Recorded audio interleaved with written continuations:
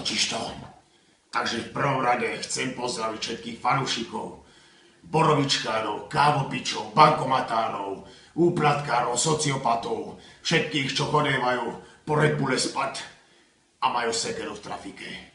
Dovolte mi sa vyjadriť takto trošku k politickej scéne, ku kauzového stavu a aj dopadu na mňa.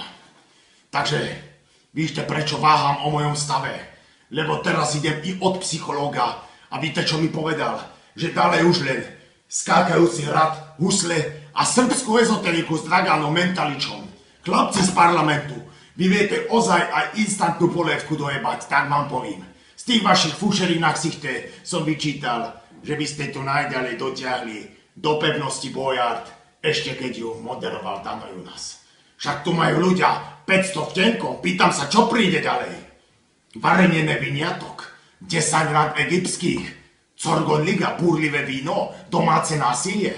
Však celý život pracujem a škúlim. A čo je odmena? Že sadnem do auta a má horšiu výbavu, jak večierka v Núšti. A ty sadneš do auta a máš tam vác monitorov, jak v hoteli Ritz na recepcii. Tak kto je tu náračnú teraz? To si mám ísť spať, trhať slnečnice, behať holý po lúke, aby kto biokokot na titulke záhradkára vycopený. A čo mám jebal obmedzovač?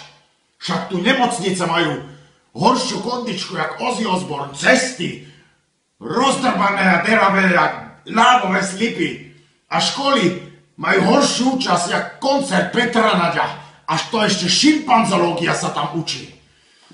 V krajine hladomor, Čechomor, Mordor. A ty korneto, vôňa oceána na hrudi. A pri mori sa zadrbávaš s dvakrát rozvedenou moletkou z malaciek. A pred foťákmi vyhýbaš. A ešte jeden odkaz, hoňuchy, čo s nimi beháte. Netvár sa, jak keby v Eurovej jebla ropa. Ty s tým jedálničkom od Lucifera, 5 bioparadajok a 3 falusy 20 európkami potapetované. Čo si sa nechala zbaliť na lichvôdku roka, že si pekná do ryti. Ľudia, hovorím vám, na Slovensku tvrdší život jak aj domové rezy.